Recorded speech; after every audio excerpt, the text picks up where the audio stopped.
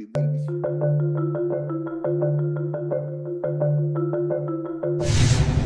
kiskisan sa West Philippine Sea, bakit biglang lumipat sa tinatawag na Sabina or Escoda Shoal? Nitong Lunes lamang, binanggaraw ng China Coast Guard ang dalawa nating Coast Guard vessels malapit sa Escoda Shoal, ang BRP Cape Engaño at ang BRP Bagakay. Ang Sabina o Escoda Shoal ay isang bahura sa pagitan ng Ayungin Shoal kung nasaan nakasadsad ang BRP Sierra Madre at ng probinsya ng Palawan. Bakit napag-iinitan itong Sabina o Escoda Shoal? Dahil napansin ng Philippine Coast Guard na tila nagtatambak ng durog na coral ang China sa Escoda Shoal. Maring senyales na may papasimulang reclamation. Kaya't nitong Abril, pinadala ng Malacanang ang pinakamalaking barko ng Philippine Coast Guard, ang BRP Teresa Magbanwa, para pumoste sa Escoda. At matapos ng 4 na buwan, nakabantay pa rin ito sa Escoda Shoal. Pero ang China, pilit na pinapaalis ang Teresa Magbanwa. Naghain pa ito ng diplomatic protest dahil ayon sa China, sila ang nagmamay-ari ng South China Sea. Bakit hindi umaalis ang BRP Teresa Magbanwa sa Escoda Shoal?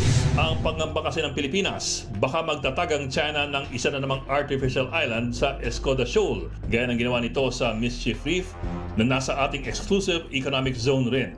Ang Escoda Shoal, 69 nautical miles na lang mula sa Palawan. Pwede nga bang magtayo ang China ng artificial island sa Escoda Shoal?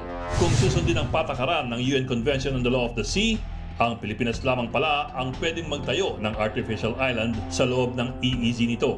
Kung meron mang ibang magtatayo, kailangan humingi muna ng paalam. Kailangan lamang mag-abiso ang bansa sa lahat ng mga dumaraan at kailangan ding pabayaan ng freedom of navigation ng ibang bansa.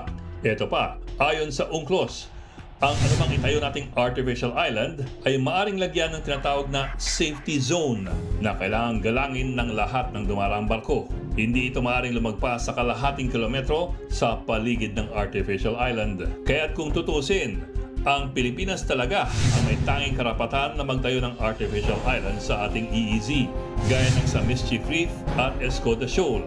Yun lang, matagal na tayong inunahan ng China at tayo pa ngayon ang pinapalis.